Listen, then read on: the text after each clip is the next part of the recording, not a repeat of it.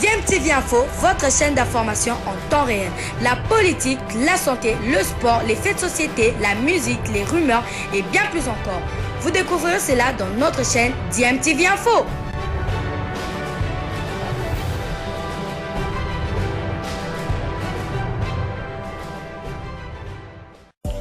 Vous êtes sur DMTV, bonjour ou bonsoir, tout dépend de l'heure à laquelle vous nous suivez. Tout plaisir est pour nous de vous retrouver, mais surtout de savoir que vous êtes nombreux en train de suivre votre chaîne YouTube DMTV. DMTV qui vous propose l'actualité, vous propose également des analyses et des réflexions sur des sujets d'actualité, sur des faits sociaux, tout simplement sur des réalités que nous observons ici chez nous en République démocratique du Congo. RDC-Libye, plus que quelques heures nous séparent du coup d'envoi de ce match amical entre les Léopards et les Chevaliers de la Méditerranée, prévu ce samedi 7 janvier au stade Zuiten de Tunis. Sous le coup de 17h, juste heure de Kinshasa, ce match entre dans le cadre de la préparation de ces deux équipes en prévision de la 7e édition du championnat d'Afrique des Nations qui se tiendra du 13 janvier au 4 février prochain en Algérie. Ce match est finalement le premier seulement des deux matchs amicaux que la RDC doit livrer pendant ce dernier stage avant d'aller en Algérie. Oui, puisque les Léopards devront affronter le 10 janvier le Mali pour leur deuxième et dernier match amical avant de se rendre dans la ville algérienne d'Annaba où est basé le groupe B, le groupe de la RDC, un groupe que les Congolais vont partager avec le Sénégalais, les Ivoiriens et les Ougandais. Pour rappel, les Léopards sont arrivés à Tunis depuis le mercredi soir et s'entraînent tout le jour au stade Zuiten avec un groupe de 28 joueurs. Un groupe de joueurs justement qui n'aura pas de mal à se créer une bonne cohésion, à en croire le coach adjoint de l'équipe, Guy Boukassa.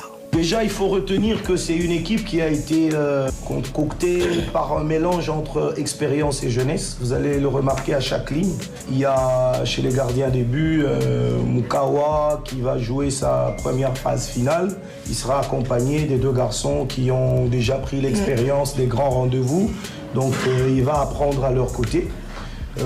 Pour passer au niveau des défenseurs, je pense que c'est l'un des secteurs où on n'a pas trop d'inquiétude parce qu'on retrouve quand même des habitués des grands rendez-vous. Exactement. Des garçons comme Josie Sama et Bunga, c'est des garçons qui ont déjà eu à faire ces grands championnats-là. Mais il faut noter aussi quand même que Mundeko, qui est l'un des défenseurs importants qu'on a au pays, jouera sa première phase finale. C'est quand même surprenant, mais ça sera sa première phase finale. Donc. Voilà, c'était là le coach adjoint de l'équipe à prime de la République démocratique du Congo, Guy Boukassa. Qu'en est-il de la préparation des adversaires de la RDC? Il faut savoir que tous ces adversaires-là se préparent en Tunisie, comme la RDC d'ailleurs. Et on va commencer par le tout premier, l'Ouganda, que le Léopard va affronter le 14 janvier à 17h, heure de Kinshasa, pour leur entrée en lice. Les Crans se préparent et puis ils ont livré un match amical le mardi 3 janvier dernier contre le Soudan. Match soldé sur un nul de 2 buts partout. La RDC affrontera ensuite la Côte d'Ivoire. Ça sera le 18 janvier à 17h heure de Kinshasa.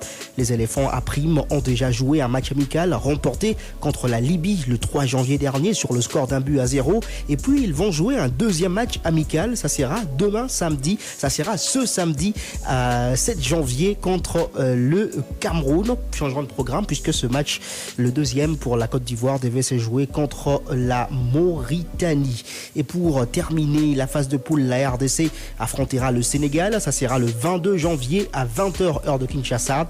Lions de la Teranga à prime ont fait match nul ce vendredi contre le Niger et le Sénégal devrait jouer un autre match amical avant de s'envoler pour l'Algérie. Au mois de décembre dernier, le Sénégal avait été battu en amical par le Maroc sur le score d'un but à 0.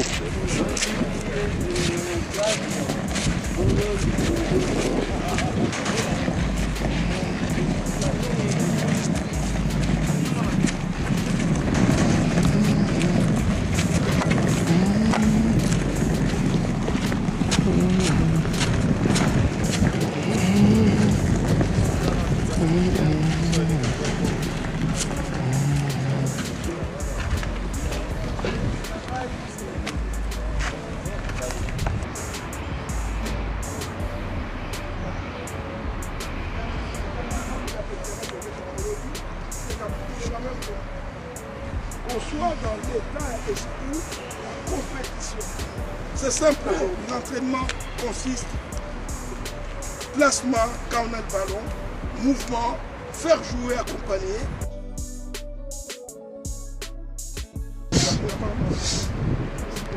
On y va.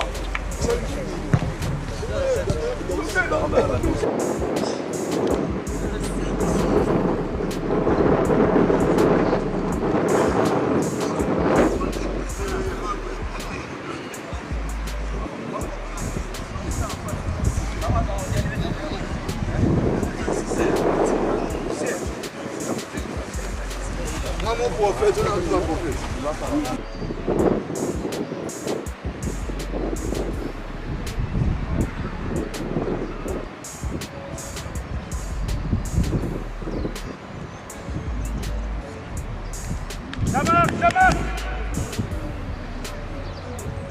Oui, voilà, côte.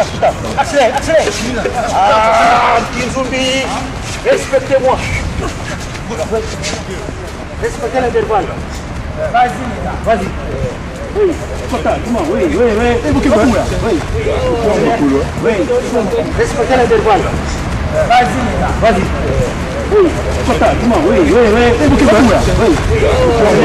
Oui,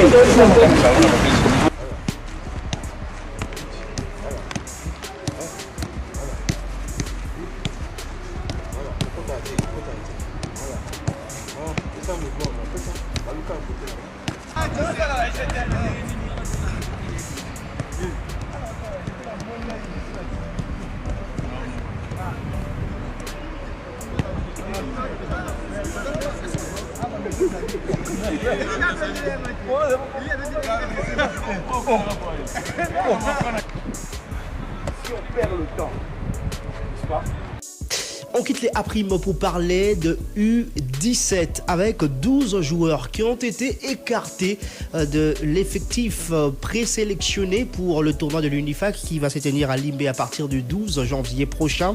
Ils ont échoué au test IREM qui détermine l'âge de joueurs, puisque chez les U17, il faut savoir qu'aucun joueur ne doit dépasser l'âge sous peine d'une disqualification de l'équipe. La FECOFA avait fait venir un expert de la CAF pour pouvoir justement mener ces tests avec ce joueur présélectionné. 12 n'ont pas satisfait, 13 ont satisfait et 12 sont en attente. C'est ce qu'a dit à Top Congo FM le secrétaire général de la FECOFA belge. Si toi t'as là, on l'écoute. Dans la catégorie 17, il y a les tests IRM qui est prévu et la réglementation prévoit que si au lieu de la compétition on arrive à découvrir un seul élément qui ne répond pas aux critères, dont les tests s'avèrent pas satisfaisants, l'équipe est disqualifiée. Alors par rapport à cela, nous avons à titre préventif décidé de faire les frais pour faire venir un médecin qualifié. Nous avons sollicité au pays l'expertise d'un médecin qualifié qui est venu et qui a participé aux tests qui se sont faits chez HJ. Il y a 13 qui ont véritablement satisfait. Il y a 12 qui sont la liste d'attente qui attendent la validation. Et puis 12 autres qui ont largement dépassé. Donc les résultats justifient qu'ils ont largement dépassé. C'est pas une science exacte, c'est la médecine, c'est un test plus ou moins fiable, quoi. Si le nombre de joueurs qui auront satisfait à ces tests est inférieur au nombre de joueurs qui doivent être retenus, le coach devra faire appel à d'autres joueurs? Bien, nous sommes déjà dans les bons étant donné qu'il y a 13 qui sont clean et puis il y a 12 qui sont en attente pour lesquels nous aurons les résultats demain. Donc les résultats ont été envoyés à la commission de validation, puis à la commission de lecture. Donc nous sommes déjà dans les bons. Voilà, c'était là le secrétaire général de la Fédération congolaise de football, association belge. Si toi t'as là.